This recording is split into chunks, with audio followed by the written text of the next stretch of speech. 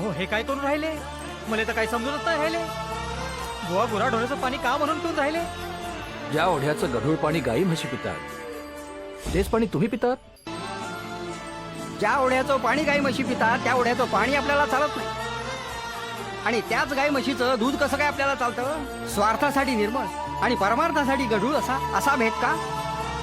अरे पाणी गढूळ नाही, आपलं मन गढूळ झालंय. मन बदला, गढूळपणा गळून पडेल. गढूळपणा गळून पडेल. महाराज, पंत, हा या तरुणानं अंतःकरणात मायेचा ओलावा निर्माण केला. देव देव म्हणतात तो हाच.